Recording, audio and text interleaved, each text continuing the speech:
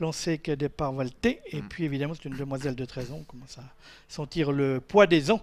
Puis maintenant, elle est peut-être meilleure sur l'herbe que sur le sable. Mais bon, cette course se déroule sur le sable. On va voir comment est-ce qu'ils vont s'élancer.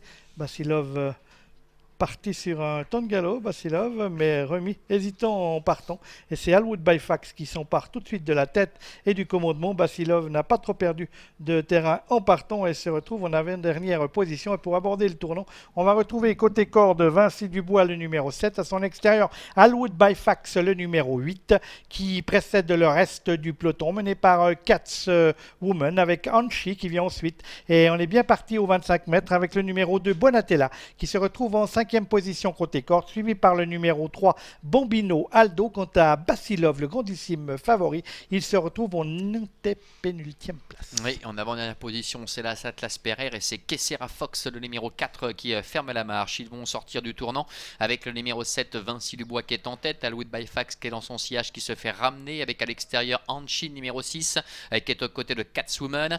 Bonatella est pour l'instant complètement enfermé sur une 4e ligne le long de la corde avec Bambino Aldo qui est à son extérieur et puis le grandissime favori Basilov qui se fait ramener gentiment avec Marcel Imbert. À l'arrière se retrouve toujours Atlas Pereire avec également Kessera Fox. On passe devant les tribunes pour la première fois dans un tour, ce sera l'arrivée, avec Vinci Dubois le 7 qui a toujours le meilleur précédent, 3 quarts à son extérieur, le numéro 6 Anchi. On est là côté corde avec le numéro 8 Alwood Byfax qui précède le 3 Bambino Aldo, précédant Basilov sur une 3e ligne côté extérieur en bleu et jaune, la même clasaque bleu mal érythrée, avec ensuite côté corde le numéro 9 Catswoman. On voit que Bonatella a quitté le wagon de la corde pour se mettre dans le wagon de l'extérieur et c'est toujours Kessera Fox qui ferme la marche. Oui, et pour aborder le début de la ligne en face, les mêmes positions en tête, Anchi qui est venu à la hauteur de Vinci Dubois, Bambino Aldo qui suit librement avec également Alwood Byfax qui a le bon parcours en dedans. Ça se passe très bien également pour le favori Basilov qui est 5e devant Catswoman et Bonatella qui est parvenu à prendre le sillage du favori Basilov. Atlas Pereire est à l'arrière devant le 4 Kessera Fox. Les choses sérieuses qui s'annoncent maintenant pour se diriger vers le bout de la ligne en face. Personne ne se décale, personne ne passe à l'offensive pour l'instant. C'est toujours Vinci Dubois et Anchi qui contrôlent.